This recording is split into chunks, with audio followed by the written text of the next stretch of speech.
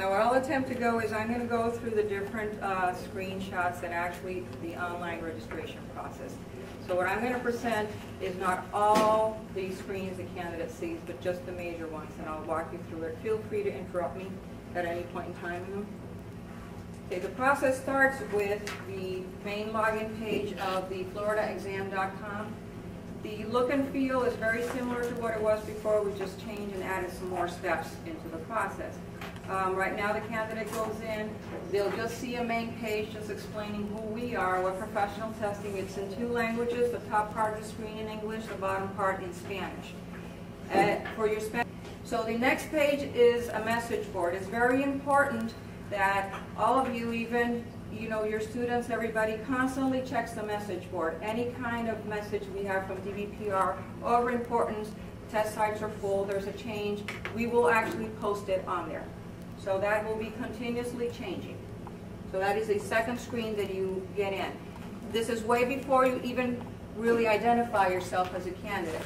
On the left side of your screen when you go into the system, there is a sidebar that will actually help indicate to you when you're navigating through the different components of the website. The very first part of the website, you always have instructions and forms. No matter where you are in the application process, you can click on instructions and forms.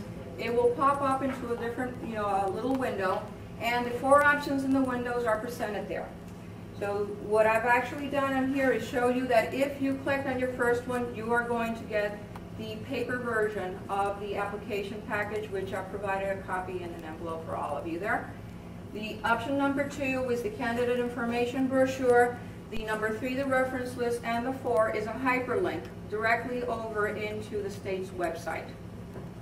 So all those 3 work directly on there. We constantly check those hyperlinks to make sure that we work, but if at any point in time there is some link doesn't direct you where it is, really would appreciate that you give us a call.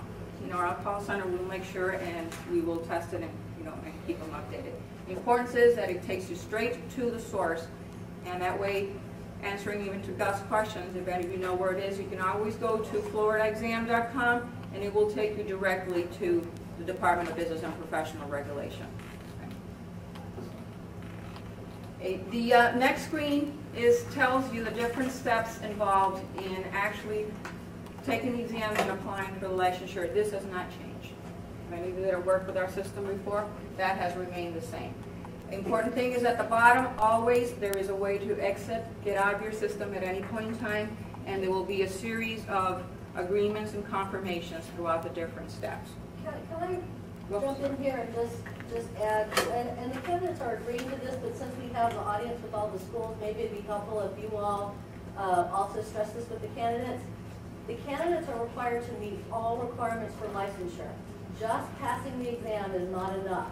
And if they fail to pay attention to the requirements for licensure and they sit for the exam, they will not get a license if they don't meet the other requirements. So we make them affirm and attest that they understand that, but sometimes candidates, they don't pay attention to any of that. And if they're listed, go to this website and see what the requirements for the particular license you are seeking, what those requirements are. They're experience requirements and things like that they must also meet before they can be licensed.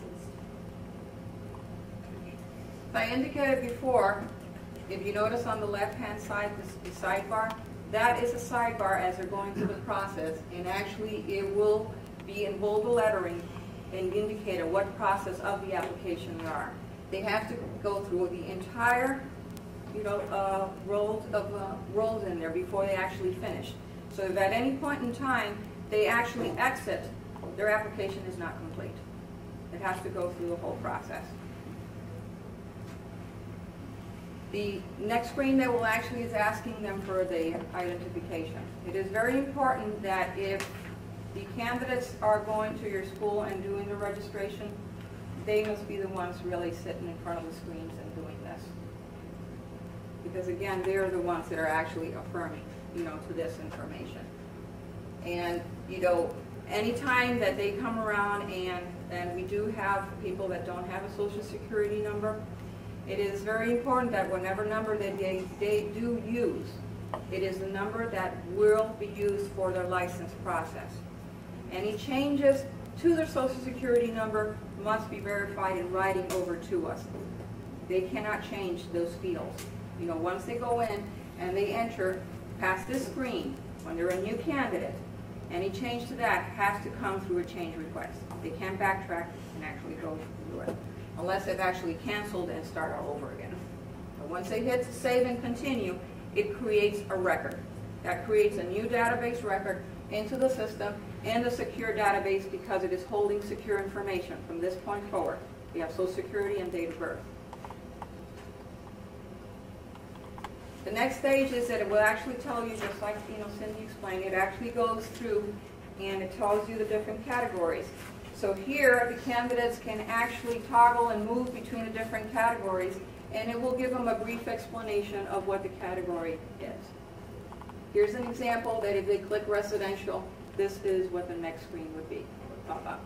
And they can go back, change the category, and be clicking through each one of them until they feel comfortable that they have an understanding that they are going into selecting the right category to examine.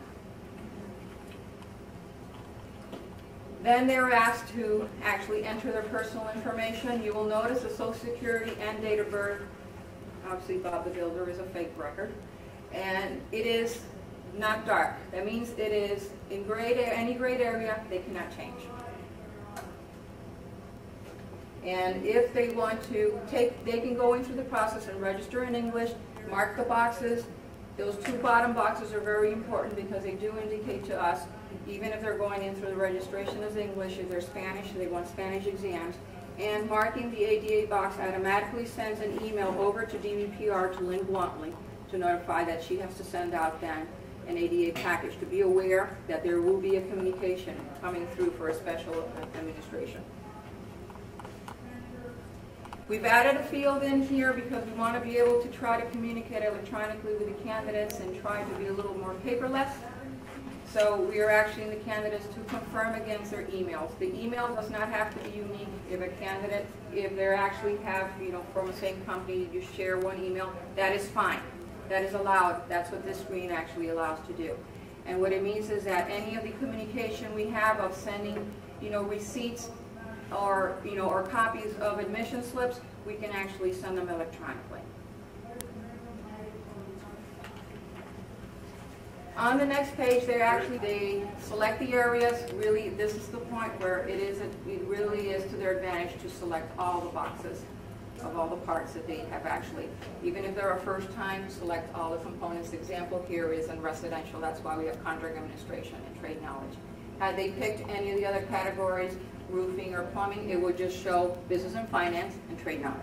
It wouldn't show contract administration and project management. You will notice as we continue along over here, they're not a registered candidate at this point at all. So even if they happen to have an active license and they mark business and finance, it will still be a process where it gets verified before they become a candidate. They don't become an active candidate with an active number until we receive the $80. So we'll show you, as we go along.